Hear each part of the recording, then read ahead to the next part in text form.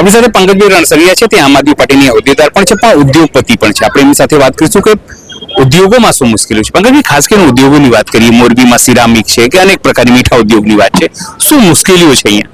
અત્યારે જો આ સરકારમાંથી જે સિરામિક ઉદ્યોગની જે કંઈ પણ મળવું જોઈએ એ મળવા પાત્ર કોઈ વસ્તુ મળી નથી. કારણ કે આવડો મોટો સિરામિક ઇન્ડસ્ટ્રીઝ જે મોરબીની અંદર છે અને આવડો મોટો ટેક્સ ભરે છે, તો ખાસ તો આ સરકારને ઉદ્યોગ માટે થઈ એક સારી એવી વિકસિત લેબ બનાવવી જોઈએ.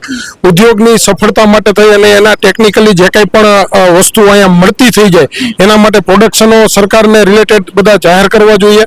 અત્યારે તમે જો ઉદ્યોગની અંદર મોસ્ટ ઓફ જે બધી વપરાશ જે વસ્તુ વપરાય છે ટેકનોલોજી ક્ષેત્રે, તો ઇટલી કે જર્મન કે બહારથી જ્યાંથી મંગાવવી પડતી હોય છે.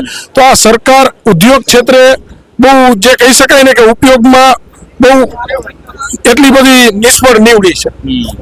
અને ખાસ અત્યારે જો આ યુદ્ધની પરિસ્થિતિ જે ચાલી રહી છે એની અંદર ગેસના જે ભાવ છે, ગેસના ભાવની અંદર પણ એટલું બધું ઘર્ષણ છે. અત્યારે ધારો કે જે વપરાશ માટેનો જે ગેસ છે એ પૂરતા સમય સુધી મળી શકે એમ નથી.